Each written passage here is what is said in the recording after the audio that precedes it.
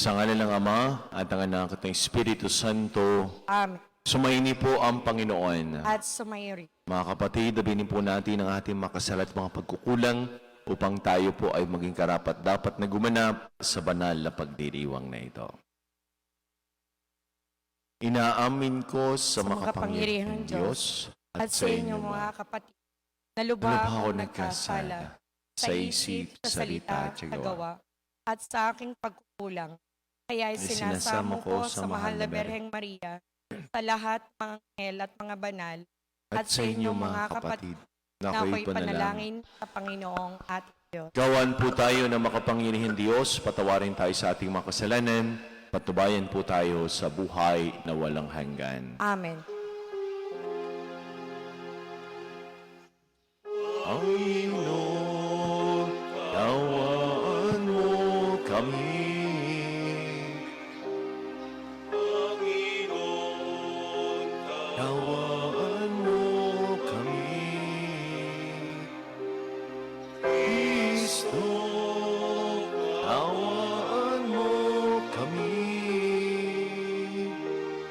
Kristo, tawaan mo kami.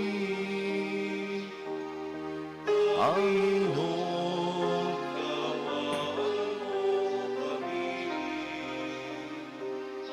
Panginoon, tawaan mo kami. Papuri sa Diyos sa kaligtasan at sa lupa'y kapayapaan sa mga taong kinalulugan niya. Iupuri ka namin, inarangal ka namin, sinasamba ka namin, nagpupuni ka namin, inisasalamatan ka namin, dahil sa dakila mo ang king kapurihan. Panginoong Diyos, Ari ng langit, Diyos amang makapangyarihan. Panginoong Jesucristo bugto na anak, Panginoong Diyos, Kordero ng Diyos, anak ng Ama.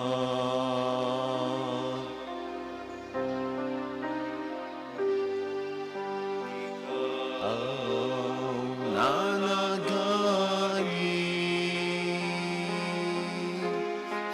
ang mga kasalanan na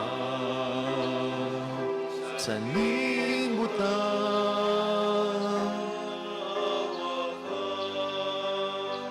sa amin.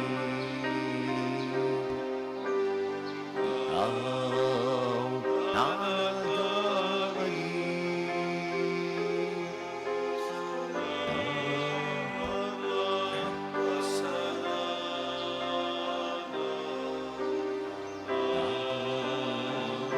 sa libutan mo ang aming kahilingan. Ikaw na naluluklod sa kanan ng Ama.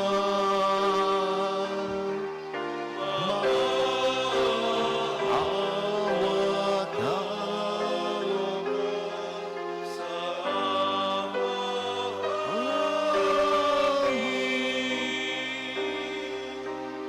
maawa ka sa amin. Sapagkat ikaw lamang ang banal, ikaw lamang ang Panginoon, ikaw lamang Jesucristo ang Asan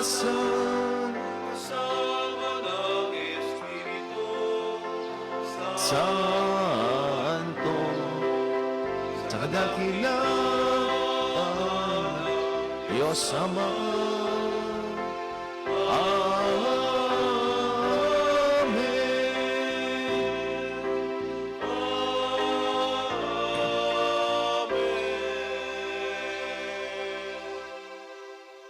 Manalangin po tayo. Ama naming makapangyarihan sa pagganap sa Pasko ng Pagkabuhay, Ikaw ay nakikipagtipan sa sangkatauhan. Ipagkaloob mong aming maisakatuparan ang pananampalatayang aming ipinagdiriwang. Sa pamagitan ni Jesucristo kasama ng Espiritu Santo magpasawalang hanggan. Amen. Pagbasa mula sa mga gawa ng mga apostol. Noong mga araw na yun, nagsasalita pa sina Pedro at Juan tungkol sa kanilang pinagaling nang dumating ang saserdote. Ang kapitan ay templo at mga Saduseyo. Galit na galit na sa dalawang sapagkat ipahayag nila sa mga taon ay muling nabuhay at ito ang katayan muling mabubuhay ang mga patay. Kaya't dinakip nila ang dalawa hanggang kinabukasan sapagkat gabi pa gayunman marami sa nakarinig ng aral ang sumampalataya kay Jesus ay umabot sa 5,000 ang bilang ng lalaki. Kinabukasan, nagkatipon sa Jerusalem ang mga pinuno, matatanda, bayan at mga iskrip. Kasama nila si Anas, pinakapunong saserdote, si Caiphas, si Juan, si Alejandro at ang buong angkan saserdote.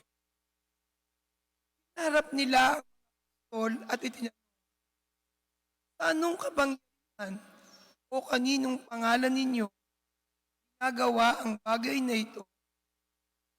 Sumagot si Pedro, napuspos ng Espiritu Santo, mga pinuno at matatanda ng siyas ninyo ngayon tungkol sa kabanggitan namin sa lumpong ito at kung paano siya gumaling, talastasin ninyo lahat ang buong Israel. Ang taong ito'y nakatindi sa inyong harapan at lubusang gumaling dahil sa kapangyarihan ng pangalan ni Kristo taga Nazaret. Yan nooy ipinako sa krus ay ng Diyos. Ang Jesus na ito ay ang batong itinakbo ng mga tagapagtayo ng bahay ang siyang naging panulukan.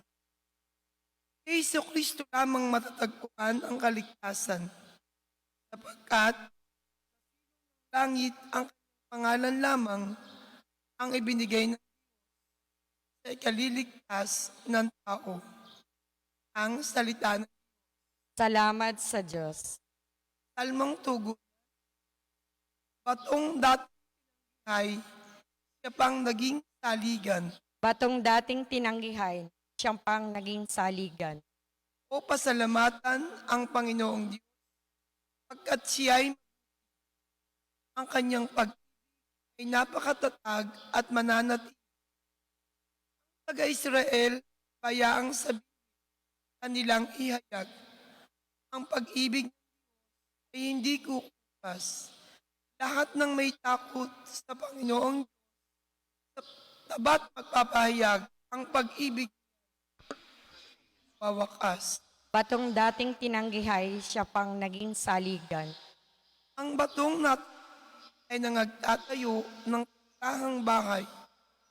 Sa lahat ng mahusay. Ang lahat ng ito ay nagpamalas ay ang Panginoong Diyos. Mamasdan ay kalugod-lugod o kahanga-hanga ang araw na itong ang Diyos ang ay tayo ay mag-anak ating ipagdiwang. Batong dating tinanggihay, siya pang naging saligan. Kami ay iligtas, kami ay iligtas. Ang pagtagumpalayo ni Ta, ang pumapari ang ngalan ng po ay pagpapalain at magmula sa templo. Mga pagpapalay kanyang tatanggapin. Batong dating tinanggihay, siya pang naging saligan.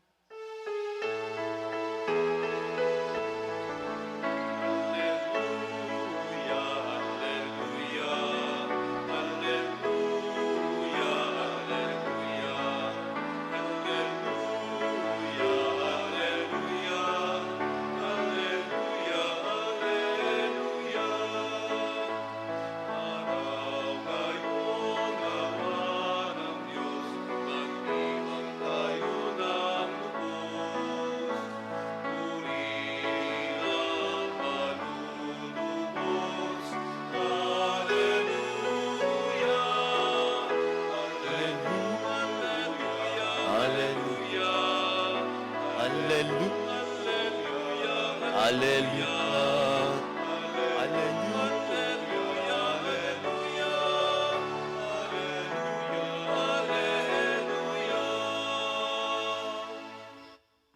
Sumaini po ang Panginoon. At sumayo rin. Ang mabuting balita ng Panginoon ayon kay San Juan. Papuri sa iyo, Panginoon. Noong panahon iyon, muling napakita si Jesus sa mga alagad sa tabi ng lawa ng Tiberias. Ganito ang pangyayari. Magkakasama sina Simon Pedro, Tomas at tinaguriang kambal, Natanael at taga-Cana, Galilea, ang mga anak ni Zebedeo at dalawang alagad. Sinabi sa kanila ni Simon Pedro, "Mangingisda ako, sasama kami," wika nila. Umalis sila at umulan sa bangka, subalit walang nahuli ng gabing iyon.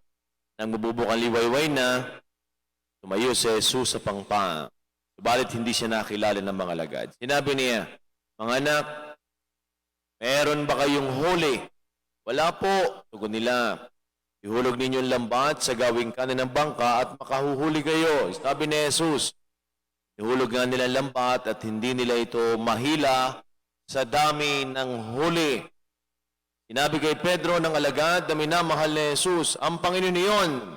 Nang marinig ito ni Simon Pedro, siya ay nagsuot ng damit sapagkat hubad siya at tumalon sa tubig. Ang kasama ni mga alagad ay sumapit sa pangpang, sakay ng munting bangka, hila-hila ang lambat na puno ng isda. Hindi sila gaanong kalayuan sa pangpang, mga 90 metro lamang. Pag-ahon nila sa pangpang ay nakakita sila roon ng mga baga na may isdang nakaihaw at ilang tinapay. "Magdala kayo rito ng ilang isdang nahuli ninyo," sabi ni Jesus. Kaya't sumampa sa bangka si Simon Pedro at hinila sa pangpang ang lambat na puno ng malalaking isda, 153 lahat. Hindi napunit ng lambat, gaano karami ang isda. "Halika kayo at mag-almusal tayo," sabi ni Jesus. Isa man sa mga alagad ay walang nangahas magtanong sa kanya kung sino siya. Sapagkat alam nila na siya ang Panginoon, lumapit si Jesus, inuwan tinapay at ibinigay sa kanila, gayon din ang isda. Ito ang ikatlong pagpapakita ni Jesus sa mga alagad pagkatapos na siya ay huling nabuhay. Mga kapatid, ang mabuting balita ng ating Panginoon. Pinupuri ka namin, Panginoong Hesukristo. Magandang umaga po sa ating lahat. Saan nga ho ba nagpunta ang mga alagad ni Jesus pagkatapos pong siya ay pinako sa krus at mamatay? Sila ho ay bumalik sa kanilang mga tahanan, sa kanilang lugar. Sabi ho din ay malapit lawa ng Tiberias. Sila ho'y bumalik sa dati ho nilang pamumuhay ang pangingisda. Wala naman ho silang ibang gagawin. Pagkatapos ho nila na masaksihan, kamatayan ni Jesus, para ho bang sila'y nawalan na ng pag-asa? Sabi nila, ala, balik na lang tayo sa atin. Si Pedro din mangingisda ako. Sama ka kayo. Sabi naman ng mga lagad ng sasama kami. At ano ho ang pakaramdam ng isang tao na magdamag, na nasa laot, nasa dagat,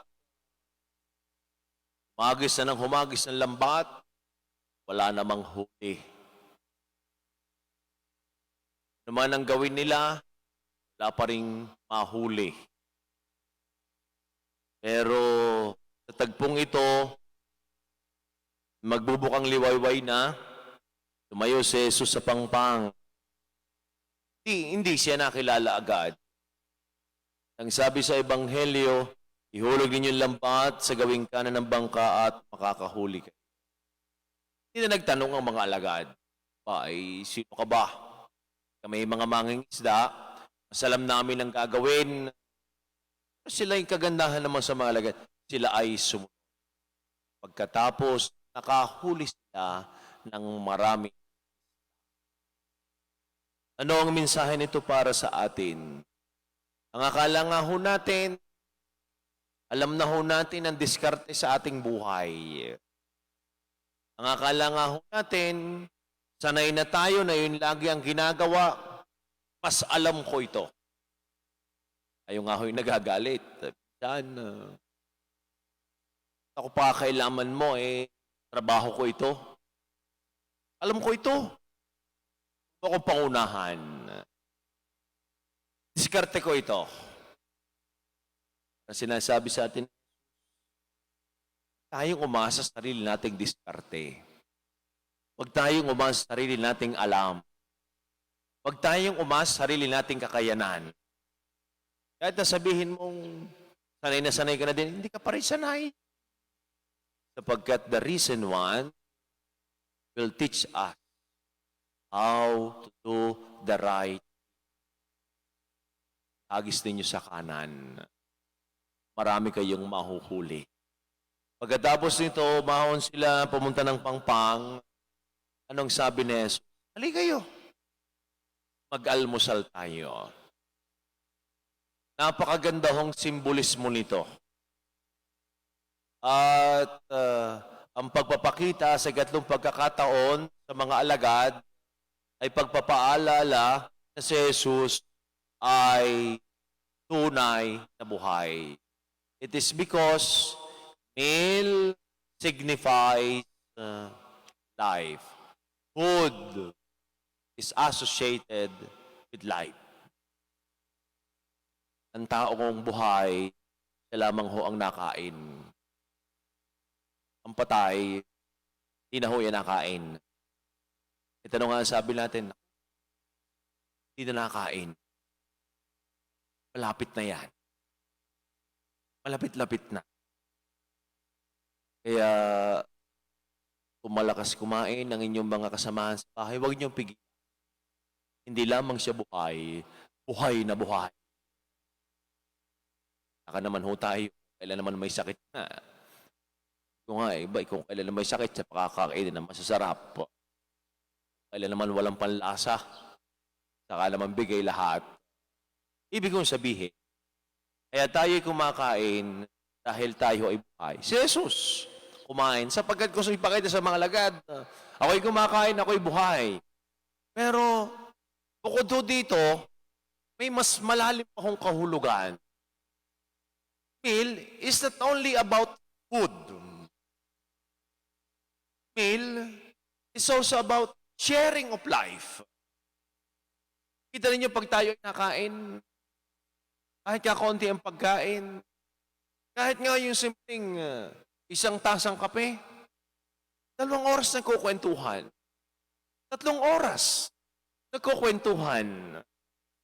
Sapagkat hindi lang ng pagkain nagsasalo sa pagkain, hindi lang naman yung pagkain ng ating pinagsasalo. Ang pinagsasalo natin ang ating buhay. And Mil, it's also associated in the context of the gospel, reconciliation. Di ba tumalis na nga yung mga alagad? Sabi na, so sige, kumain kayo, kasama ako. Ilan ho sa inyong kumain, nakasalo ang kagalit? Wala. Ilan ho sa inyong kumain na kasalo ninyo yung mga naninira sa inyo? Ilan sa inyong kumain na yung mga taong ito inimbitahan ninyo dahil may ginawa sa inyo masama? Wala. Kahit ang masarap sa kasalo sa pagkain ay sino? Mga kaibigan, pamilya, kabarkada. Pero kaaway mo, hindi mo iniimbitahan. Kaya mtisan, kayo magtatampo. Bakit kaya ako hindi naimbitahan? Siguro ko hindi mahalaga sa kanya. Siguro ko tampong bukid, ika nga, hindi nakasama. Tatampo. Galing ka doon. Ba't ako hindi naimbitahan? It's not only about food. It's all about reconciliation. Kaya kayo mag-asawa, di ba't pag magkagalit kayo? Kayo ba'y sabay na nakain? Di ba hindi? Umuna ka na. Susunod na ako. Ayaw makasalo sa kahit ganuman, kasarap ang nakahaing pagkain, kung kayo'y hindi nag-iimikan, walang saysay ang pagkain. Bakit ba tayo pumupunta sa handaan? It's not only about food. Hindi lang naman ako sa pagkain. Dahil yan ay sa pupuntahan mo. Because you want to share your life with them. Kaya ang dami ninyong napagkwentuhan, ang dami ninyong napag-usapan, kaya pati buhay ng may buhay, inyo na rin pinag-usapan. Walang nakaligtas. Si Jesus, hindi kayo, kumain kayo. Kaya pag kayo na-attend ng misa, tayo nakikisalo sa banal na komunyon. Nakasama yung reconciliation. Sa mga may kagalit ngayon, anayahan ninyong kumain. Pero baka naman magduda, bakit kaya ako inimbitahan? Baka ako'y lalasunin. Di naman. Pagkasundo. Kita ho ninyo, yung mga dating nag-iibigan, yung mga lalay na sugat na magkaaway, tahan natin. Papuntahin natin. Lalo na pag isang malaking okasyon, ipalipasin na natin. Hayaan natin siya pumunta dito. Ilang ho yun sa para sa atin, itong pagpapakita ni Jesus sa kanyang mga alagad, pagpapaalala sa atin na ang Kristong muling nabuhay ay may paanyayan sa ating tayo'y makipagkasundo sa Kanya. Sapagkat si Jesus ang unang lumapit sa atin. At ang pakikibahagi natin sa Kanya, sa harapan ng banal na misa, ito'y may mas matindit malalim pa. Hindi lamang ito isang pagkain na ordinaryong kinakain natin. Ito isang pagkain na nagbibigay ng tunay na tulad ng pagkabuhay ni Jesus. The Lord is risen. Hallelujah, hallelujah, hallelujah.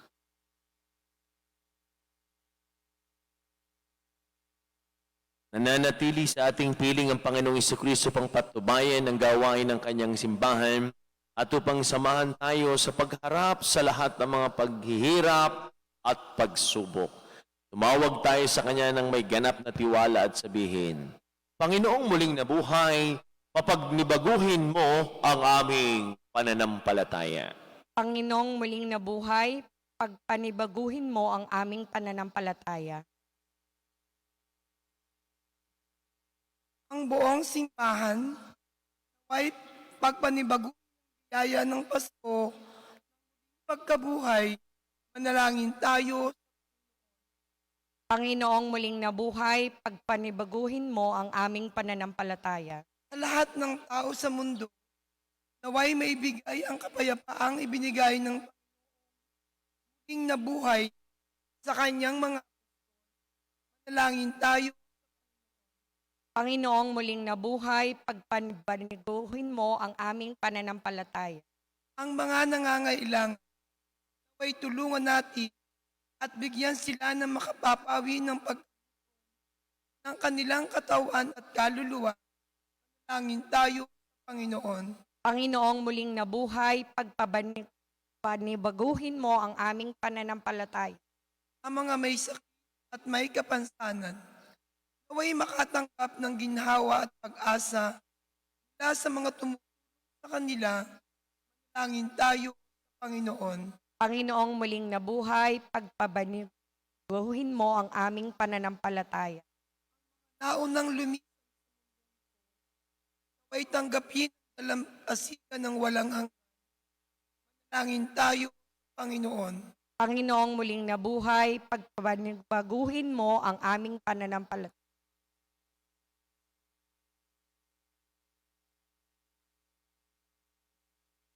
Diyos na aming Ama, pinalik mo kami sa iyo sa magitan ng muling pagkabuhay ng iyong anak. Tingin mo ang aming mga panalangin at palakasin mo kami sa pagpapatotoo sa aming pananampalataya. Sa muling pagkabuhay, iniiling po namin ito sa pamagitan ng Kristong aming Panginoon. Amen.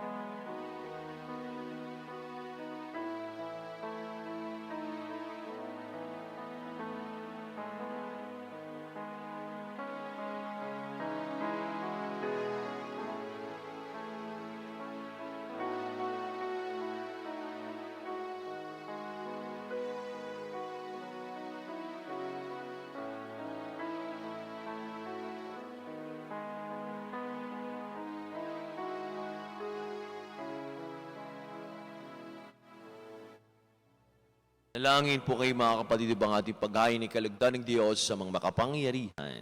Tanggapin nawa ng Panginoon itong paghain sa iyong mga kamay sa kapurihan niya at karangalan sa ating kapakinabangan at sa buong sambayanan niyang banal. Ama naming mapagmahal, lubusin mo ang ginaganap na pagpapalitan ng mga kaloob mo at ng aming mga alay. Upang ang aming mga kinahihiligang bagay ay mapalitan ng pagnanais sa iyong mga bigay, sa pamagitan ni Jesucristo kasama ng Espiritu Santo magpasawalang hanggan. Amen. Sumayin niyo po ang Panginoon. At sumayin Itaas sa Diyos ang inyong mga puso at diwa. Pinas na namin sa Panginoon. Pasalamatan natin ang ating Panginoon Diyos. Marapat na siya'y pasalamat. Ama naming makapangyarihan, tunay ngang marapat na ikaw ay aming pasalamatan. Ngayong pinagdiriwang ang paghain ng Mesiyas ang maamong tupa na tabubos sa aming lahat. Sa paghahay ng sariling buhay at sa pagkabuhay ng anak mo mahal, nabuksan ganap ang ngayong tahanan at kami pinag-aariin mo ay naging kasambahay. Sa pagkamatay niya sa krus na lupig ang kamatayan, sa kanyang pagkabuhay naging buhay sa nantanan. Kaya, kaysa ng mga anghel na nagsisiawit ng papuri sa walang umpay sa kalangitan, kami po ay nagbubunyi sa iyong kadakilaan.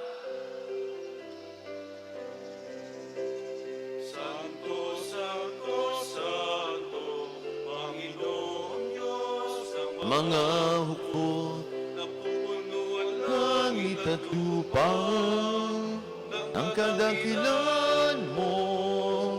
Hosana, sa kaitaasan. Pinagpalang na paririto sa ngalan ng Panginoon. Hosana, Hosana, Sa kaitaasan.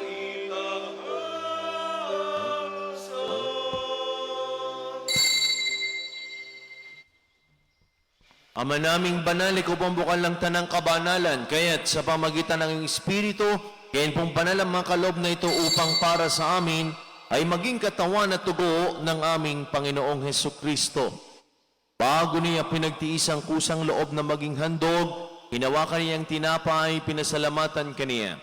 pinaghati-hati na niabot sa kanyang mga alagad at sinabi, tanggapin ninyong lahat ito at kanin, ito ang aking katawan na ihahandog para sa inyo.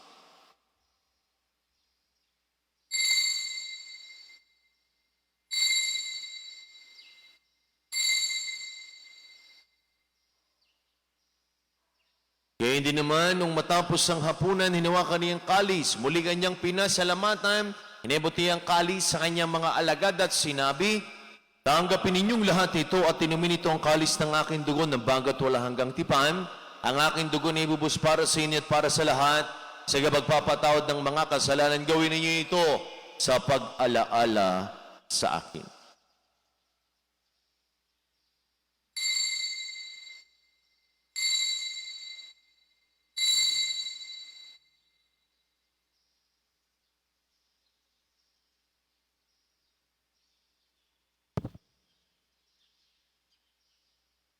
Ang misteryo ng ating pananampalataya.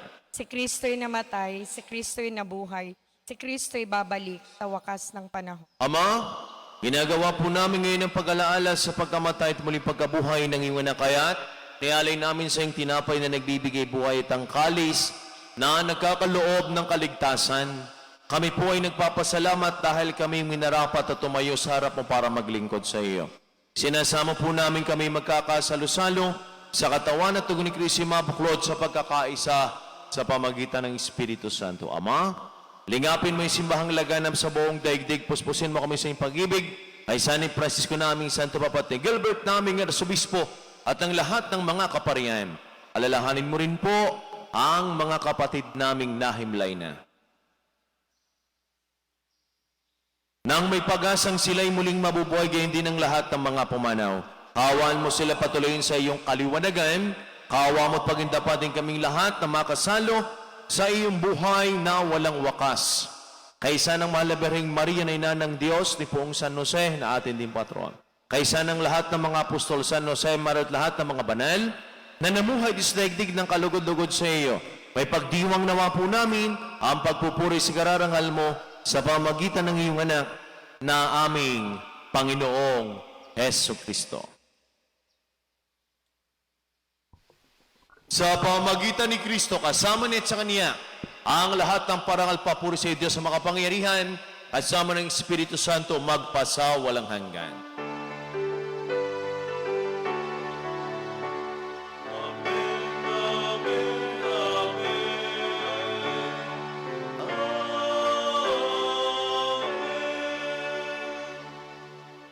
Sama-sama po natin gawitin na may kababaan ng loob at lakas ng loob ang panalangin tinuro sa atin ng ating Panginoong Hesus.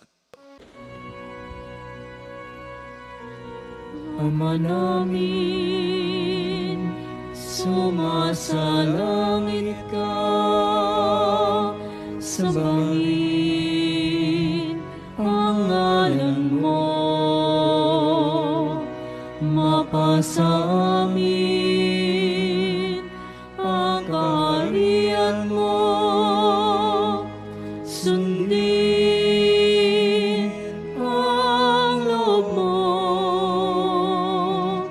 dito sa lupa para nang sa langit. Bigyan mo kami ngayon ang aming kakanin sa araw-araw. At patawarin mo kami sa aming mga sala para ng pagpapatawad namin sa nagkakasala sa amin. At huwag mo kaming ipahintulot sa tukso, at iadya mo kami sa lahat ng masama. Inihiling po namin kami adiya sa lahat ng masama pagkalooban po ng kapayapaan araw-araw, ligtas sa kasalanan, at ilayo sa lahat ng kapahamakan, samantalang aming pinananabikan ang dakilang araw ng pagpapahayag ng tagapagligtas naming si Heso Kristo. Sapagkat iyo ang kaharian at ang kapangyarihan at ang kapurihan, magpakailanman. Amen. Panginoong Kristo, sinabi mo po sa iyong mga apostol, kapayapaan ang iniiwan ko sa inyo. Ang aking kapayapaan ang ibinibigay ko sa inyo. Tungayin mo ang aming pananampalataya, itong aming mga pagkakasala. Pagalan po kami ng kapayapa at pagkakaisa ayon sa iyong kalooban, kasama ng Espiritu Santo, magpasawalang hanggan. Amen. Ang kapayapaan po ng Panginoon ay lagi nang sumainyo. At sumayo rin. Mga kapatid, magbigayan po kayo ng kapayapaan sa bawat isa. Peace be with you po.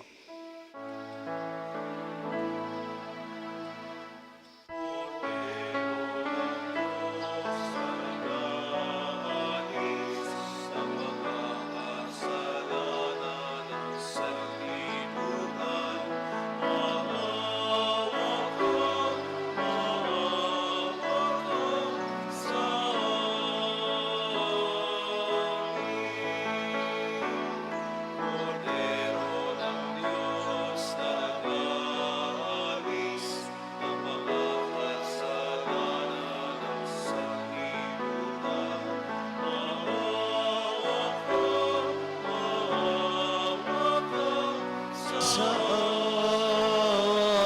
amin, Kordero ng Diyos na nag-aalis ng mga kasalanan ng sanlibutan, ipagkaloob mo sa amin ang kapayapaan.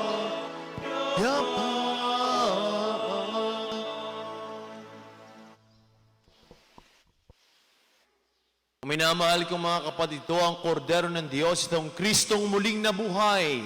Tinagali sa makasalang sanlibutan, paal po tayong lahat ng mga inanayan sa kanyang banal na pigi. Panginoon, hindi ako karapat-dapat magpatuloy sa iyo, ngunit sa isang salita mo lamang ay gagaling ako. Ang katawan ni Kristo. Amen.